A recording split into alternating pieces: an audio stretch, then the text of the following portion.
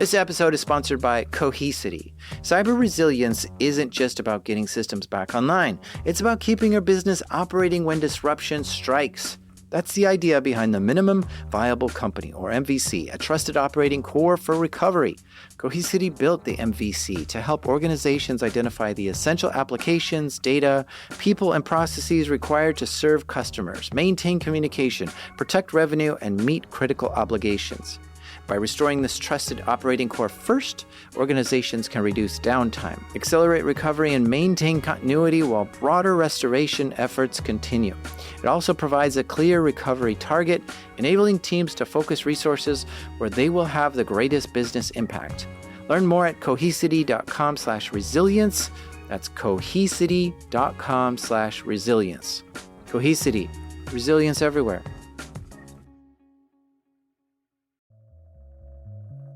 Hey, it's Jack, host of the show. A long time ago, I set up a file sharing website at home on a Raspberry Pi. I set it up to make it easy to transfer files between me and anyone I needed to send files to. It was a simple website. Drag and drop the file onto the web page, and boom, it's hosted on my website for like a week, and then it gets deleted. I knew it wasn't secure, so I would never posted anything that was sensitive to it. But I also took this opportunity to see if I could detect anyone trying to hack into the thing. I set up all my best sensors I had at home, a firewall, an intrusion detection system, full packet captures using Security Onion. I turned on tons of logging and watched. But nothing happened. Nobody knew my site existed to even think about trying to exploit it. Oh well, yeah, I forgot about that little website for years. But last week, I went to check on it and there was a suspicious file uploaded. Not by me. I checked into it, and whoa, someone uploaded an exploit and gained access to my Raspberry Pi. A hacker was in my house. Okay, quick, what do you do? Now, perhaps some people would feel freaked out, violated, or get anxiety, because it's scary knowing someone is in your computer looking at your stuff, and you have no idea who they are. But me? Well, I stayed calm because I expected this to happen, so I isolated the whole thing on its own network, and it just wasn't possible for them to move to any other computer or get anything good off this Raspberry Pi. You could say this was sort of a honeypot. I traced their footsteps and looked at everything they did. Psh, amateurs. They used an off-the-shelf PHP script to exploit the thing. They didn't cover their tracks. They checked a few directories looking for anything good. The server had nothing, not even a database. They tried getting to root and hopping to some other devices in the network, but yeah, no luck. This system wasn't even allowed to connect to the internet, so they left. And so, yeah, not really that exciting. I turned that Raspberry Pi off and reformatted the SD card. But you know what? I did learn something cool along the way. And we're going to get into a similar story today that I think you'll learn something interesting too on what to do when this happens in an important network. These are true stories from the dark side of the internet. I'm Jack Resider. This is Darknet Diaries.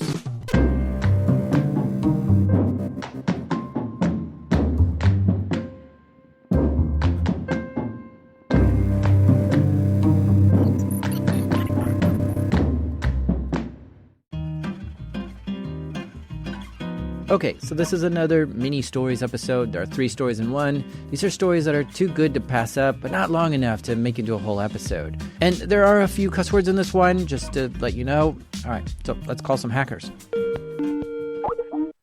Hello? Oh, can you hear me? This is Dave Kennedy. He's quite known in the InfoSec space. He's built some highly popular hacking tools and helped start DerbyCon, which is a popular hacking conference in Kentucky. But probably the thing he's most proud of, his crowning achievement, is this.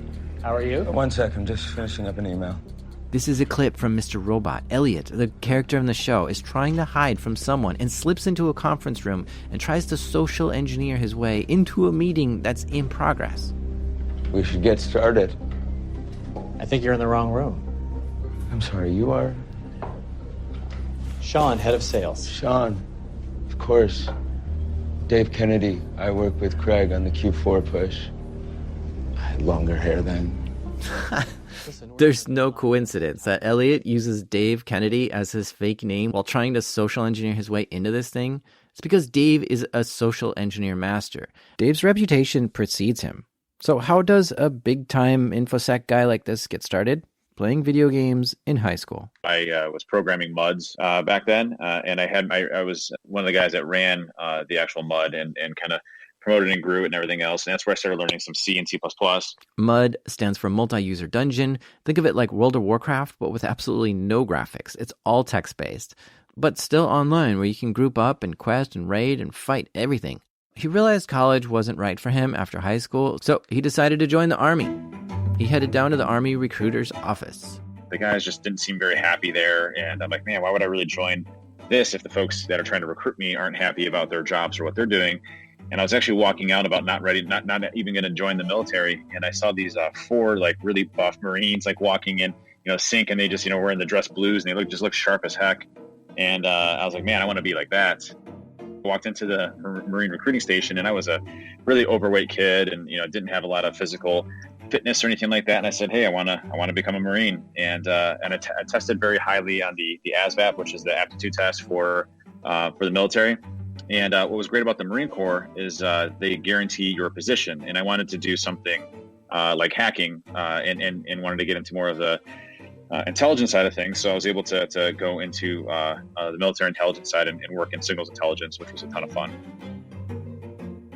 He was stationed in Hawaii and Fort Meade and did 2 tours in Iraq. He got to do fun stuff like forensics and research and cyber warfare. He got out of the military and joined a small consulting shop. Back then, penetration testing and security in general was in its early stages. Social engineering, the deceptively benign-sounding name for tricking people into giving up their passwords, that really wasn't that big of a thing yet. And web applications weren't really getting that much attention from the security professionals. Dave headed up the penetration testing division, then eventually became the VP of consulting, and it was at this, his first job, where he learned a lot of new skills and different programming languages, like Python. And then I had a really great opportunity hit me to be the chief security officer over at Diebold, which at the time I think I was like 26 or 27 years old, which was awesome. Being a VP of security of a Fortune 1000 company, really had no idea what I was doing, but it turned out to be a really, really awesome position. I learned a ton from that. 27 and the VP of a Fortune 1000 company? Whoa. He was young and motivated to learn. He picked up all kinds of skills that he used to then start up his own company, which he called TrustedSec, and then he started Binary Defense. So TrustedSec is an information security consulting company. I started it literally in the basement of my house, and Binary Defense as well. I started Binary Defense, and they're both 2 different companies, 2 separate companies, and I did that for a very specific reason. Consulting is very specific, and I didn't feel like we could be the same company doing the same work and also doing the monitoring detection of an organization as well, like giving heads up or making ourselves look good when we're doing an assessment. So I really split the companies up early on. And I think we have about 162 employees now. The story we're talking about today is about an assignment with TrustedSec. For this engagement, the client was a large retail company with retail stores all over the U.S., and they wanted Dave to test the security of the store. And, we had a few objectives. One is to be able to steal stuff from the store. The other objectives were to get access to the corporate headquarters. Wait, steal stuff from the store is actually going into the store and grabbing like stuff off the shelves? Oh, yeah. Yeah, absolutely. As well as could you get access to the back store area where they have like the point of sale systems and the, like the base servers. Could we get into that and plant stuff in? So it was a lot of fun. If you think about it, this type of work is simply quality assurance. Companies have been doing quality assurance testing for decades, making sure their product is within spec. And now, in the modern age, the way some companies test quality assurance is to hire a bad guy to see how good their security is. We did some reconnaissance, ahead of time. We went to the store, purchased a couple of things legitimately, went to a different store, looked at who the employees were, how they operated, when they took lunch breaks, least amount of personnel during times. We had all of that kind of mapped out for when we were actively going after this organization. While he was there, he noticed these stores all have LP. You know what LP is, right? It's loss prevention. And it's typically a person standing near the front door of the store watching every customer coming in and going out to prevent people like Dave from stealing things. So first, Dave got to test how good their LP is. So if you come in wearing a suit, you're pretty much not going to be looked upon. You come in dressed up, as a with ripped jeans and dirty hair or something like that. I don't know. Looking suspicious. Looking to your left and right, and maybe that's a way that you get identified. But for us, we usually come in looking professional, and looking in a way that we're not suspicious. We're not looking over our shoulders. We're not looking nervous. We're looking like a customer. We might actually buy some things with cash, just to kind of throw everything off. It's more so just trying to be and act like you play a part of that role and that you fit. So we just started grabbing a bunch of things from the store, shoving them into our backpacks. So during this time, the LP is looking for shoplifters, but Dave brought help to handle that, a second person to distract the LP. It's very difficult to keep an eye on everybody that's in the store. So, there's only a finite amount of personnel. If you can do some distractions in different locations that have much lower levels of personnel, you have a much higher percentage of being successful. And things that can take time away from the person, like, if we have two people, you can do a diversion for one, have them communicate and talk, and then the other person's doing nefarious things. I think that works out really well with us when we have two people kind of doing it. At this point, Dave has a bag full of stuff he stole and is walking around the store. This is a multi-floor store, so it goes up to the second floor and even goes up to the third floor. We walked into the store as just a regular person, and when they weren't looking, we just went into the back. We were basically in back for 20 minutes, 30 minutes. We have these little devices that we call tap devices that have cellular communications. So we don't have to worry about the firewalls, but it still allows direct access to their network. So we plug that into their network. It has 2 ports on it. Just unplug the one Ethernet cable, plug the other one in, and then was able to basically have direct access to their back-end infrastructure, their cardholder environment, and the retail's enterprise network. Okay, he's stolen stuff and now tapped into the network and got access into their back-end infrastructure through this network port. They had iPads for kind of catching people out and things like that. And we took 2 of the iPads. Jeez, Dave is on a roll here. So now they have access to customer credit card information and internal company data that came out from the back room to see what other things they could take from the store. And then we saw the cash register, and it was on this podium.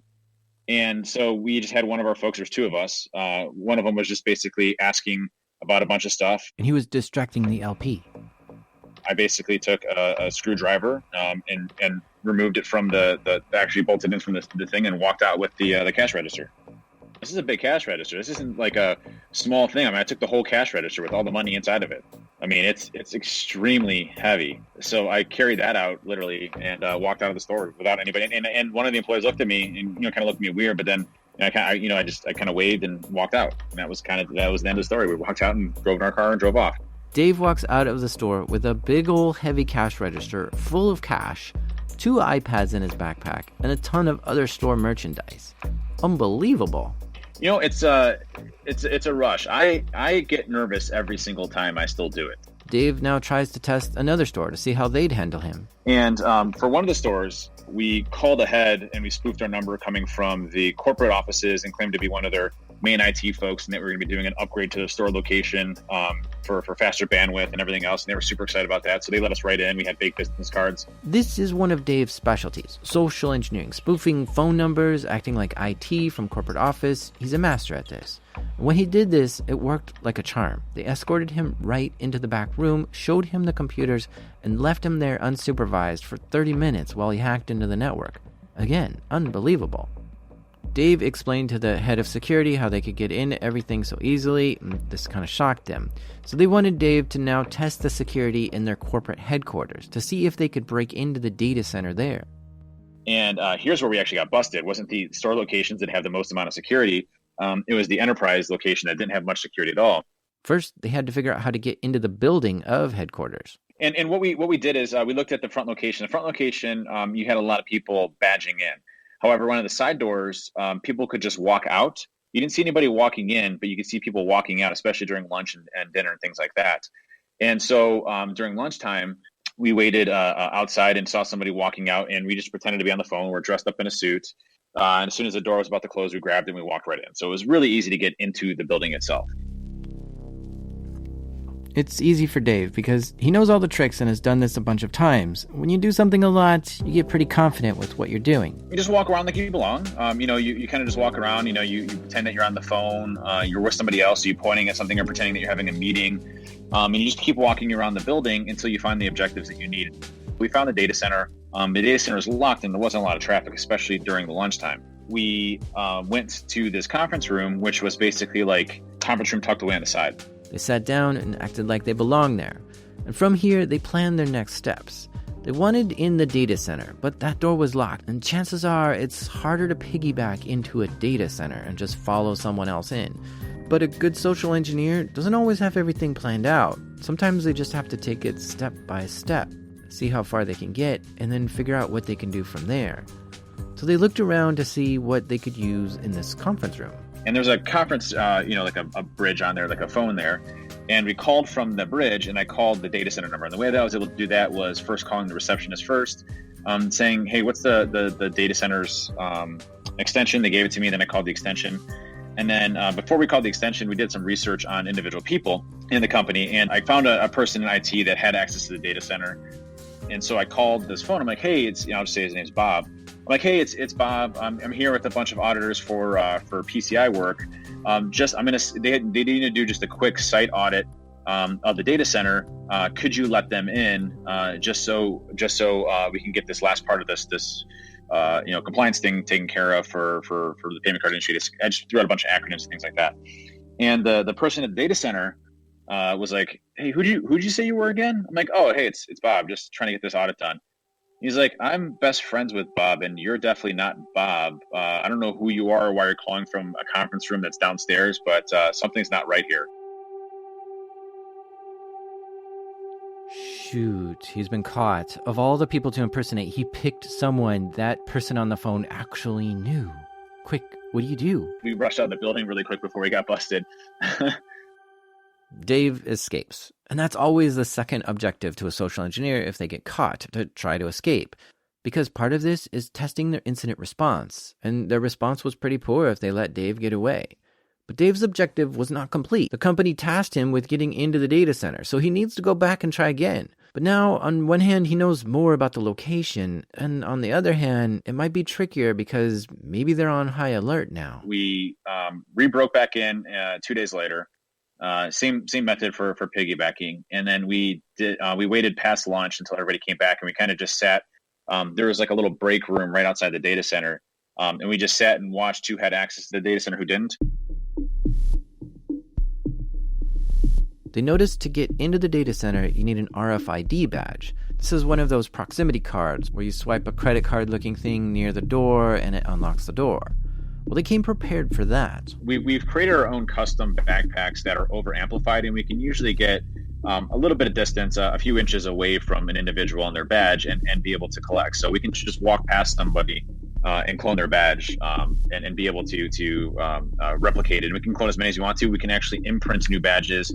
And what we usually do is we'll get pictures from outside the facility of their badges, and then we have a printer in our cars, like a portable printer. We'll print badge IDs that look like theirs as well, with our pictures on it, and then we'll just imprint those badges with their identification and their badge cloning. So just by walking past them, you can literally just clone a badge as many as you want to. So they do just that. They prepare to use their RFID keycard cloning machine to walk past someone coming in or out of the data center, clone it, and then go make a copy off-site. As they're watching people go in and out of the data center, they pick someone, a mark. And we were able to walk past a person, kind of grab them and say, hey, I'm a new employee here, blah, blah, blah, blah, and just ask a bunch of questions. And we cloned his badge at the same time. Success. They got the digital key they need to get into the data center. So they need to leave and go print it on a badge. They pack up and head out. Came back at night, but badged ourselves in and got into the data center that way. We signed in as we were supposed to because there's somebody in there. Didn't even question us or ask us, just kind of looked at us. We signed in. They went back to their computer. And then we essentially had free access to roam the data center. And what we did is we placed another tap device in one of the core networking switches, which gave us confirming a DHCP, and we were able to communicate with different things. And so once we had that, we essentially had direct access to their into their entire environment, and kind of took pictures and selfies and things like that. There was actually a bathroom in the data center, which I thought was really weird. So we used the bathroom, and then we walked out. Mission accomplished. Feels good. But Dave is in a funny place because when he's successful, it means his client's security wasn't strong enough. It sort of means he has to go to them with bad news. It's almost always shock. They assume that they have problems or exposures, but they probably don't realize to what extent that is. And our job isn't to say, like, listen, you're doing all this wrong. Our job is to highlight the things that they're doing well as well. So, here's the things that you did well. Here's the things that actually thwarted or stopped us. Here's the things that you do very good. And here are some of the things that we identified that are really good for you to address based on criticality or risk towards your organization. And here's how you address them. Here's how you fix them. It's not just about, smashing and grabbing and being an awesome hacker and doing all those crazy things. It's really about making the customer better, making the people that you're testing better in the long run. I think that's really important that we lose a lot in this industry of, is that, most folks just focus on, hey, I'm the best hacker in the world. I just destroyed everything. Good luck, and kind of leave it there. Whereas, as an industry, we really have to focus more on the teaching aspects around, hey, how do they actually fix this? How do they actually address it? What are the things that we can do to get better and make it harder for attackers to get in? And that's really our ultimate goal. Dave met with the company and coached them how to shore up their defenses. As you may have guessed, this episode and past episodes, those RFID badges, they're vulnerable to cloning, which makes it easy to bypass those locks. Some companies have moved away from using badges like this and have switched to something else, like maybe a magnetic stripe card, which has its own weaknesses, but it makes cloning it a little bit harder. Other companies require a biometric ID to get into doors, so like a fingerprint or an eye scanner. And I've been in a big data center that did all this and more. An RFID badge just to get into the parking lot, a pin to get into the building. Then to get into the data center area in the building, you had to swipe a magnetic card, enter a little chamber, which weighed you, and then did a retina scan, and then allowed only one person through at a time, with a guard watching every single person coming in and out. Then to top it off, I needed an old-fashioned regular key to get into the actual cage where my client's servers were. Oh, and as a side note, I thwarted all this security a few times and snuck my girlfriend in without going through any of this, but that's another story.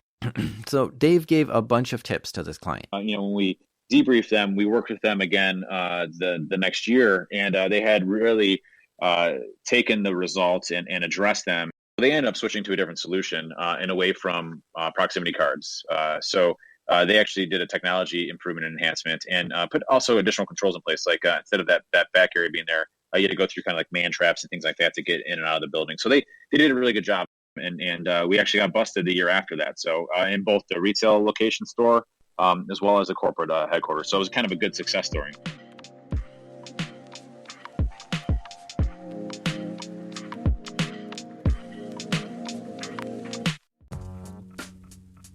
This episode is brought to you by Black Hills Information Security, trusted by the cybersecurity community for nearly 20 years. Need a pen test or 24/7 monitoring from their active SOC team? Or maybe you're ready for continuous pen testing to keep your systems battle ready. Black Hills InfoSec can take care of it all. And if you want to learn how they do it, check out Anti-Siphon Training. It's built for people who really want to hone their skills, from SOC analyst tools and methodologies to setting traps and running deception operations. AI is changing cybersecurity right now. Defenders use it, attackers use it, and that's why Anti-Siphon Training is hosting their free AI Security Summit on August 14th. Join experienced practitioners as they share practical lessons, real-world experiences, and insights into how AI is changing cybersecurity. And because you're one of my listeners, they've got a little something extra waiting for you at blackhillsinfosec.com/darknet. The website you need to go to is blackhillsinfosec.com/darknet.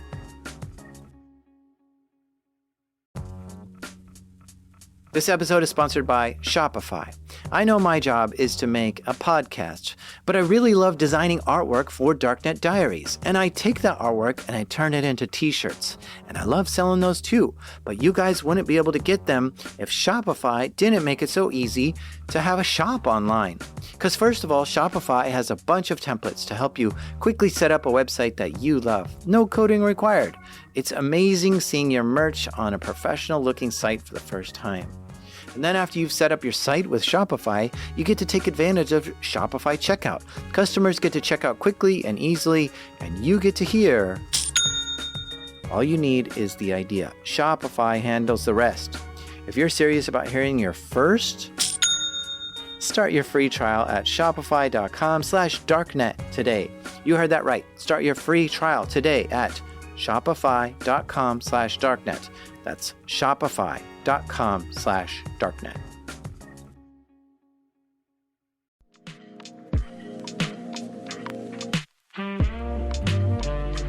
So yeah, might as well start out with your name and what do you do? All right, so my name is Clay. I'm an InfoSec engineer. So I work at a university. So I'm InfoSec for an entire school. So yeah, we have a lot of Linux machines. We've also been migrating a lot to the cloud. Clay does a lot of IT work for this school, this big university, ranging from anything from coding to system administration, web app security, setting up the network, and even doing penetration tests. I also help generate best practices. If sysadmins or programmers have questions, they can come to me. And if I don't know the answer off the top of my head, I do the research and get back to them. One of Clay's responsibilities is to take care of threats that are found in the network. And one thing he battles a lot with is crypto miners. Being in this environment in academia, it's really hard to have all of the systems on the network managed. A managed system is just a computer that Clay is aware of and can access and somewhat control. So an unmanaged computer on the network, Clay has no control over it and may not even know it exists. Obviously, if you're a system admin, you want to be able to access all the computers on your network. But at the same time, it's impossible to manage every computer at a university. Students bring their own devices into the network all the time. But yeah, something Clay battles with frequently is crypto miners. And this is where a student might install a Bitcoin miner on a computer in the lab or in a research center, and then the Bitcoin miner will consume a ton of CPU or graphics processing to try to generate some crypto coins and automatically get deposited into the student's wallet. And we'll actually get an alert when this happens. We have an IDS in place.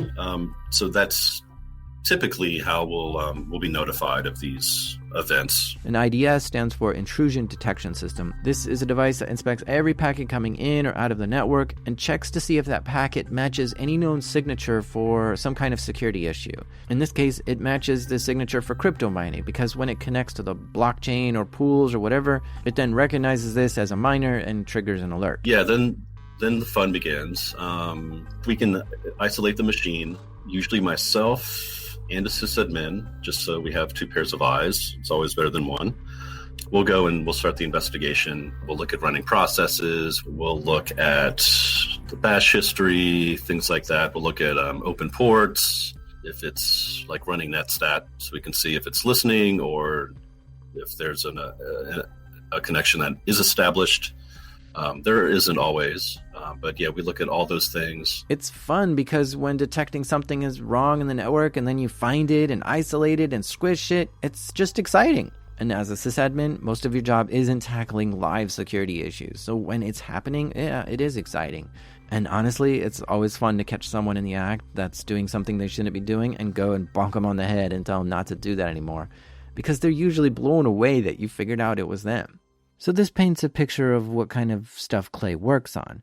But Clay also sometimes does this on the side a little. He has a few clients and he helps secure their network. And when they have an issue, they call him up.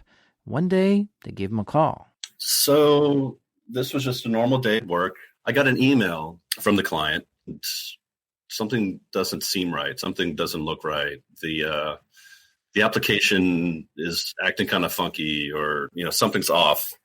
It's like, okay, well, let me, grab a cup of coffee and come and check it out. Basically, one of the faculty or staff at the school was complaining about a slow website, which was running Linux, which is a server that Clay can access and check into. The Linux server runs this website, and Clay looks around at the thing. He's checking things like, does the website load? Yeah, it does. It's working okay. Is the server running high CPU or is low on disk space? No, that's fine too. Things seem okay, and maybe a junior level sysadmin would stop here and just try to let it sort itself out, or reboot the machine and be done. But Clay is not a junior sysadmin. He's a senior security engineer. So he takes another look. I want to see who's logged in, if anyone is logged in. He checks here to see if any developers are in there messing around, or another sysadmin doing something, or anyone fiddling with this.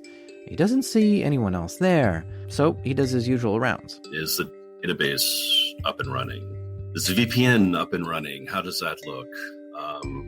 So just standard stuff, right? Looking over the whole application stack, making sure things are running.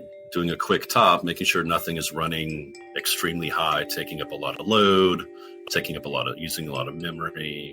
those sorts of things. At first glance, all this seems okay still. But then, a second look through everything, he finds something. I found that there was a root shell open. A root shell is open on this server. Okay, let me explain. On Linux, the super user or administrator is called root. This user account has full privileges to everything on the server. What Clay sees is that someone is logged in as root. Having a shell is another way of saying someone's logged into the command line. Now, you and I might think, oh, it's just another administrator doing work. But the school has set up the network correctly. See, it's not good to allow anyone to log in as root, because you have no idea who that is logged in as root. And every hacker on the planet knows this username exists and will try to brute force the password to it if you give them a chance.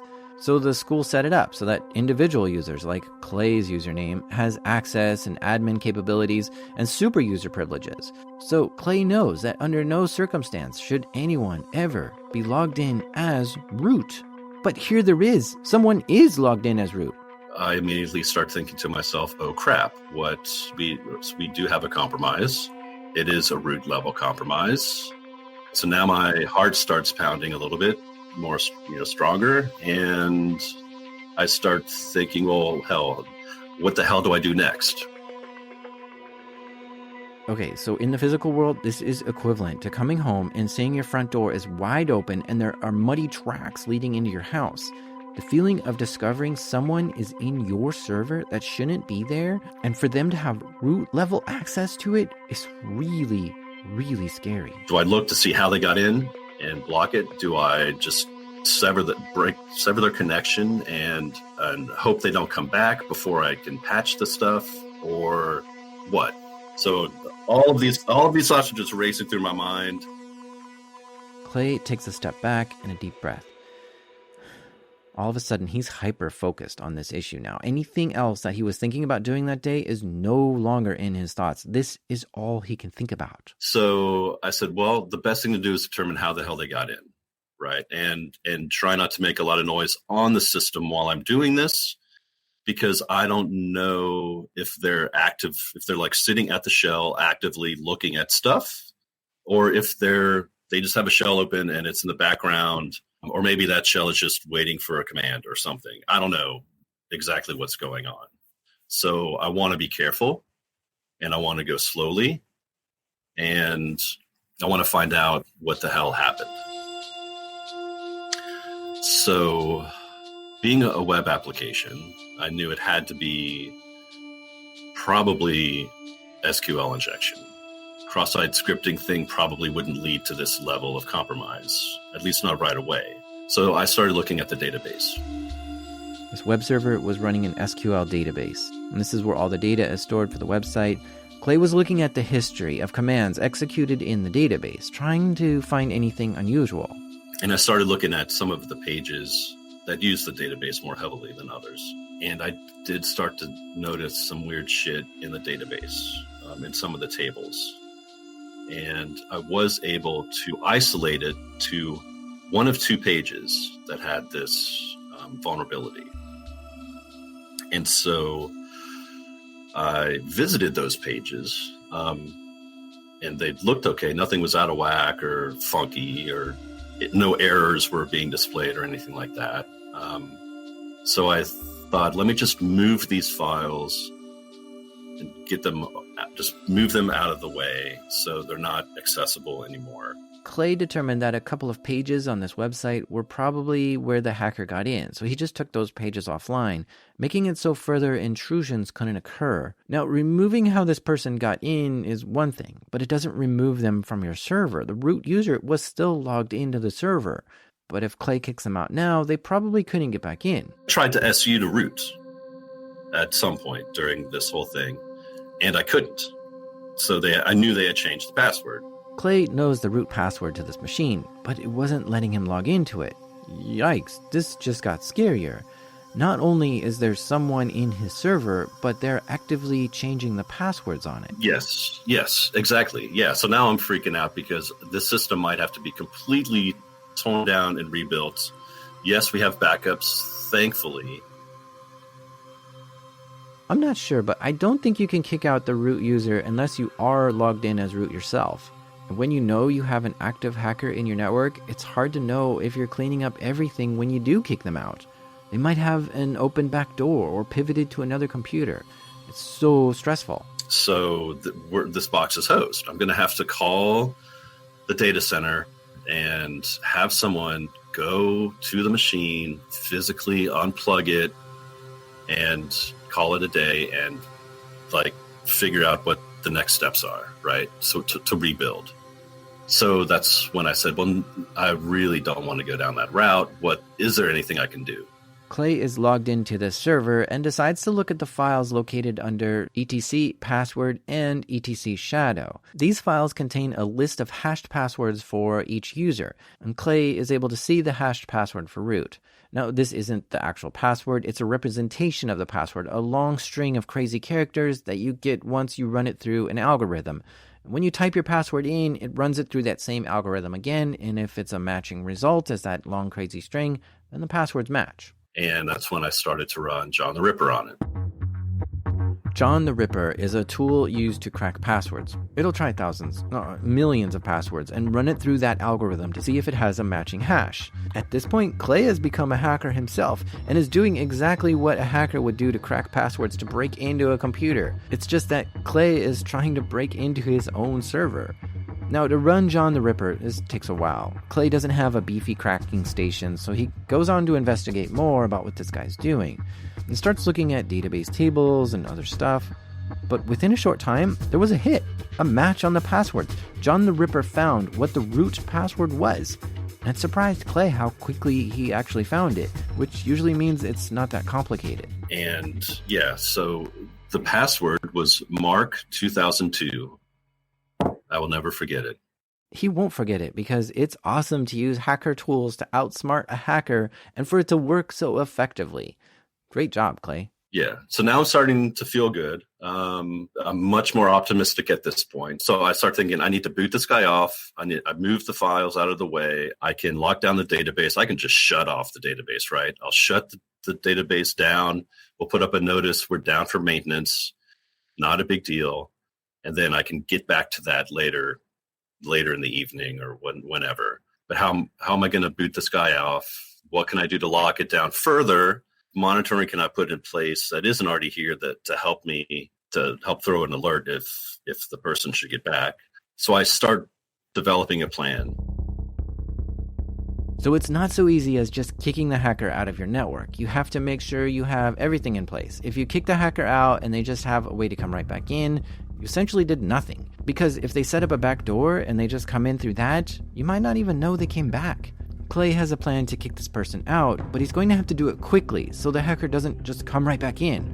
He starts to look at the server to plan every step out. So I need to SU to root, so I do that. Okay, so now I'm root.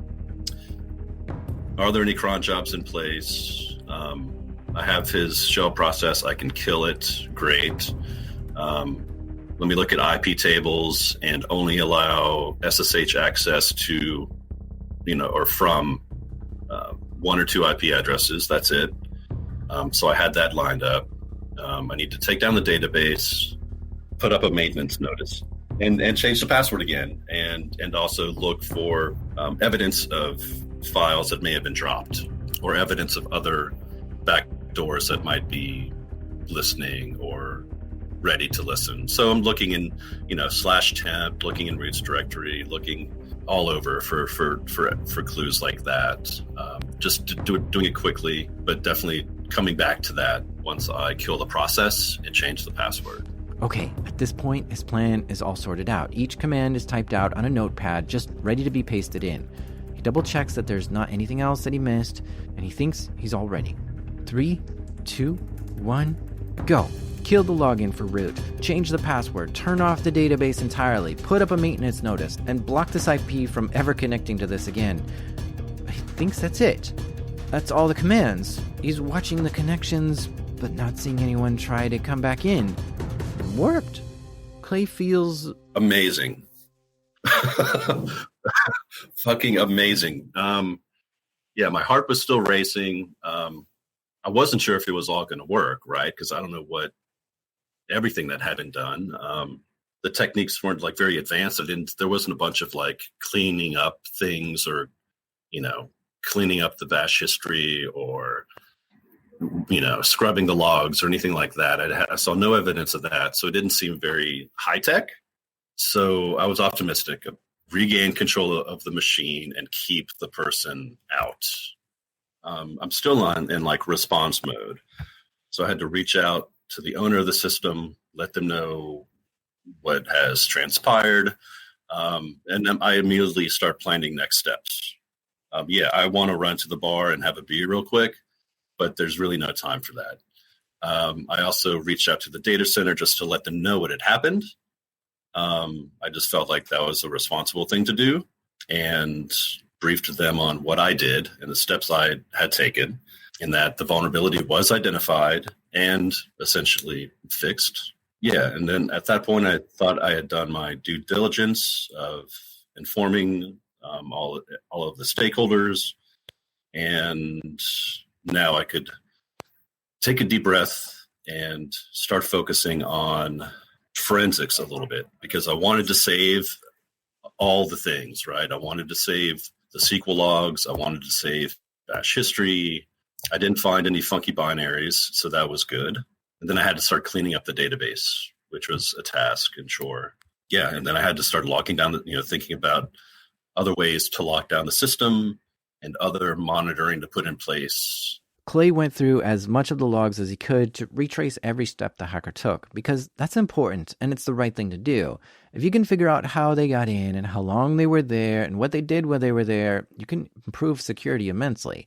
He determined the hacker had only been in there for a few days, and they got in by using an SQL injection through the web page that he found. He figured this out by looking at the SQL logs, and through this, they were able to get a shell on the server, which then they escalated their privileges to root.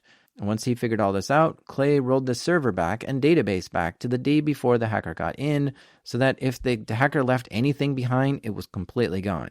And they fixed the SQL injection that this website had. I think Clay did a great job handling the situation. Besides doing sysadmin work and chasing hackers out of the network, Clay also is an organizer for the Whopper Summit. The goal is to really bring together different communities that are all really involved with hacking and making, building, and breaking things. It's going to take place at the end of March next year, and it's more than likely going to be right outside the Philadelphia area. Yeah, so if you're around Philly next March, go to the Whopper Summit. That's WOPR, which is the name of the computer in war games. It just sounds so much fun.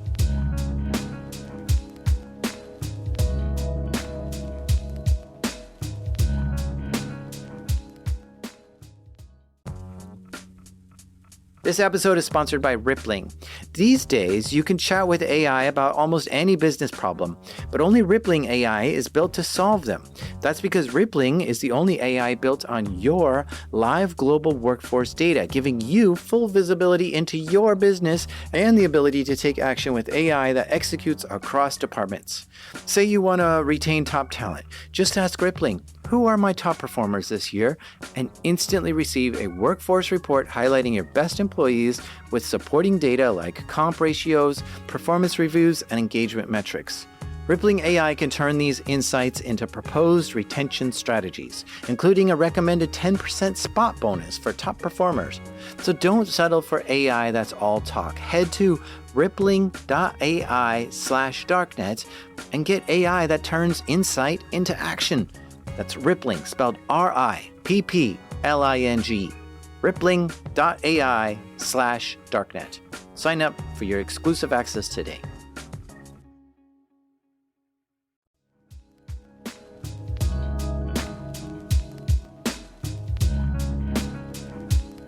For our third story here, we'll hear one from Dan Tentler, which goes by Vis. So I'm Vis. I run Phobos Group. We do interesting work for interesting people. Now, Vis was working for a company a while back as a penetration tester and security consultant. It was a good company, but for some zany reason, the company ran out of money, stopped paying the employees. So he started his own company, which was pretty much the same company. But since the people were all looking for jobs, Vis just scooped them up and took the talent with him, including his co-founder, Ali. They called it the Phobos Group. Phobos Group was formed essentially because myself and Ali were just fed up with perpetuating the cycle of compliance is the bare minimum, so we're just going to do that. Oh God, we're breached. Oh, what do we do? Oh, fire the CISO. Like rinse and repeat, right? So it's this whole do absolutely the bare minimum or slightly below the bare minimum, get horribly steamrolled by malware, blame somebody, fire them, give them several $1 million as a golden parachute, bring in someone else, and the cycle repeats. And we're like, this is dumb. Like all of the stuff that's happening, this is entirely smoke and mirrors and snake oil, and we're done. This is stupid. We're out. So our core offerings are simulating what real bad guys do. This is opinionated and talented in securing clients' networks and testing their security in a real and meaningful way. He doesn't sugarcoat it. He finds the dirty parts of the network and tells you how important it is to clean it up. Let's see what's a good one. Yeah, I have one. So there's a company that we that came to us at one point a while back that said we have a bizarre problem and we're not sure how to fix it.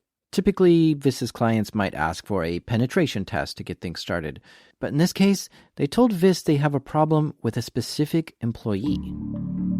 They are having discussions with folks or making comments about stuff that are like private personal emails that people have written, not even on their work account. And it's making these people very, very nervous because they're beginning to think that they're being surveilled. And to exacerbate that problem, this person is also kind of a creeper, and he keeps trying to flirt up the girls in the office, and somehow he knows who's single and who's not single, despite the fact that nobody talks about this at work.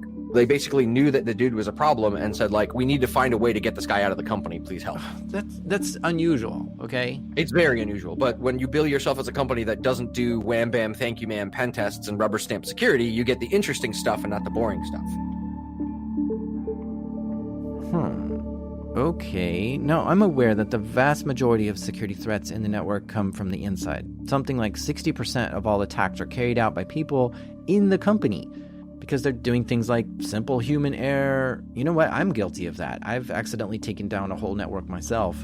I got the ID10T award for that one. And sometimes people just accidentally share their passwords, like when they're forwarding email chains. Or sometimes you just have someone evil in the company, a wolf in sheep's clothing.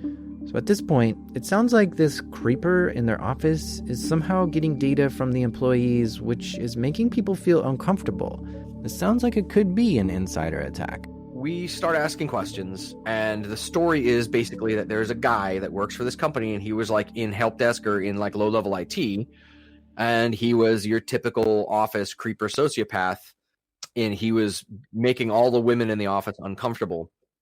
And he was abrasive, and he was not pleasant, and he was not friendly, and he was difficult to work with. But because this company, the way they explained it is, well, we're family owned, and we don't want to put a bad taste in people's mouths. So they tended to not fire people. They wanted to try to like get people to leave on their own accord. So in this instance, their genius, their galaxy brain idea, and I hope you have whiskey on hand, was to put this guy in a position that he would hate so much that he would quit on his own accord and the problem would solve itself, right? Like make the person so miserable that they leave on their own accord. Not an uncommon thing. WebSense did that to me. It took several years. That's a whole other story. But yeah, not an uncommon thing. If you have a non-confrontational, not A-type personality management and leadership, then you want the problem to fix itself. So you orchestrate, a lateral move for this person and say, oh, hey, and you dress it up as a need. Oh, we need you over here way more than we need you over there. Like this is good. This would be so great for you. And it's all lies. So what they did was they promoted him to the head of security. What? They promoted him to head of security? They took a guy that was a problem. They took a guy that was making women in the office uncomfortable, and they promoted him to the head of security. So they gave him the keys to the kingdom. Okay, this is going to be interesting. This is going to try to look around the network to find some kind of reason why this guy should be fired, but this guy has full control of the entire network. He has full access administratively to the entire infrastructure of the company. So you have to presume that if he's spying on other people, he would be spying on us to out of a sense of self-preservation. So it's almost certainly, since they contacted us from their work email and from their they had several calls with us from their boardroom. They're almost certainly that guy had access to those conversations, and he is almost certainly aware that he is now being investigated, and we're working on it. Well, this is going to be a challenge then. It's like a backwards game of cat and mouse, where the mouse is trying to catch the cat doing something illegal or blatantly against the company rules so that he can be fired. And I've also heard of companies that just won't fire anyone. Like state and government agencies are like this often. You almost never hear of anyone getting fired because of poor performance. So this gets to work. Step 1, get out of band.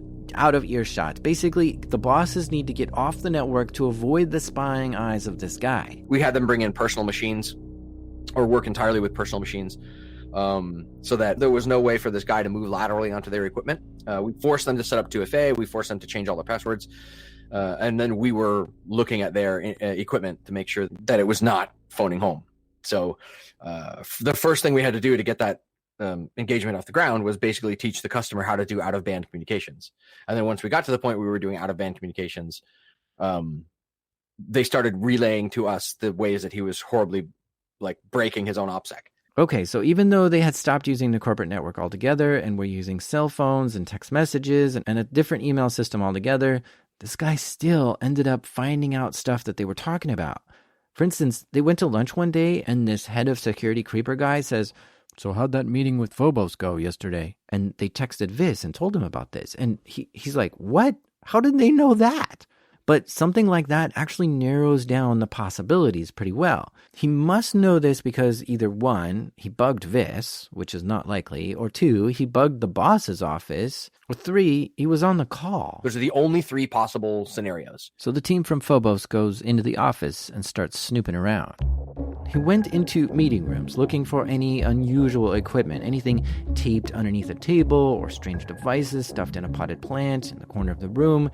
And he found stuff. All kinds of stuff. The dude was physically bugging the boardroom and the meeting rooms. He put cheap, buy them on Amazon, buy them on Spy Shop type deals. He put them inside of the receptacles for power. He took the screw off, Enemy of the State style, Jason Bourne mode, got some cheapy audio bug and put it in the power receptacle in the boardroom. Okay, good start. Get rid of the bugs in the office. Now the team starts looking at the network. We were granted administrative access to stuff, and we were able to find some of his implants, which weren't even implants, were PowerShell scripts to do stuff. But he was using the system against the system. So you can configure phone systems to record every phone call. So that's what he did. You can configure Windows Active Directory to use GPO to do basically simple surveillance on all the workstations. He had the phone system configured to record and save every phone call made so that he could review them. And he configured, I think it was a GPO that he set up to take screenshots of people's machines and send him screenshots. So he was getting screenshots of every employee and he was recording every phone call. I mean, at the end of the day, if the objective is to surveil the office, then if you're the head of security, then you don't need to use spyware. You can use the system to surveil the system. It's been designed that way. So it's just a matter of who's driving it, right? Now, at this point, the guy is starting to become aware that Vis is onto him and investigating him. So he started trying to block Vis from doing certain things. He was, but he was not. He wasn't a security person. He was a help desk guy that got promoted to the head of security because they wanted him to try to quit. So in terms of technical aptitude, while he was fairly technical, he was not a security guy by nature. So it wasn't very difficult to run circles around him. So at this point in the investigation, one of Vis's coworkers asked to see the data center. But when they opened the network closet to see what was in there, it was all gone. And what this guy did was he took all of their hosting and moved it to Ukraine, took all their on-premise stuff from their office and took it into his garage, put it in a 2-post rack in his garage, got business cable, and then started doing things like writing off his mortgage and all of his power and all of his water and all of his utilities as business expenses because he was hosting. He basically on paper said that he was the hosting facility for the company. What a crazy weirdo. He moved all the servers to either a hosting provider he had full control over or his garage.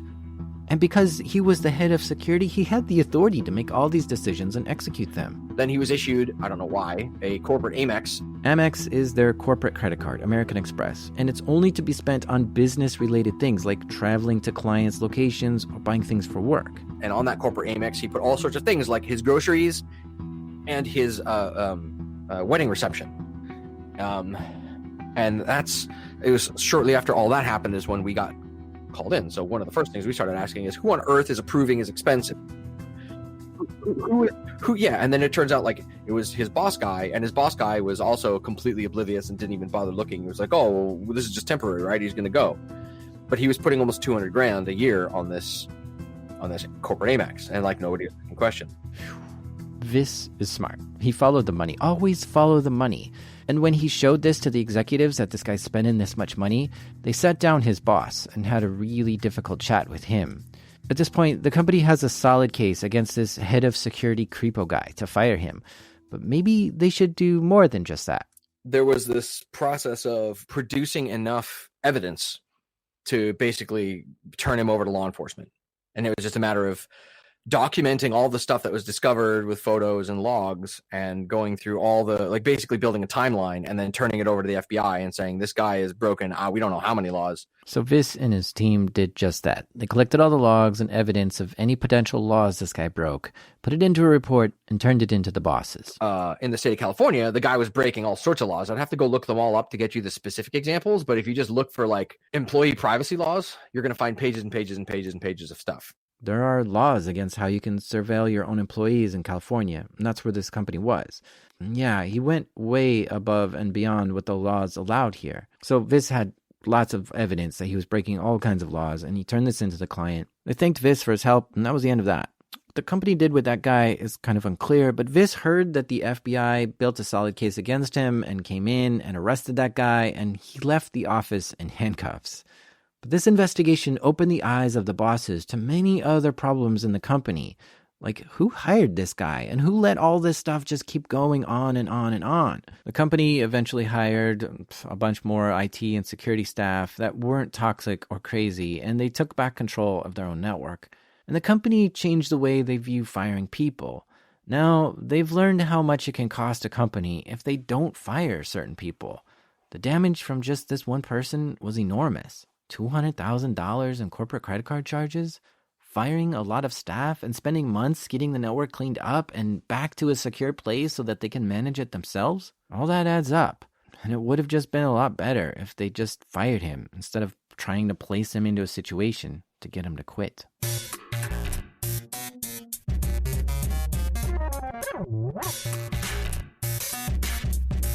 You've been listening to Darknet Diaries. A huge thanks goes to Dave Kennedy for sharing his story. You can find him on Twitter. His name there is Hacking Dave, or visit trustedsec.com.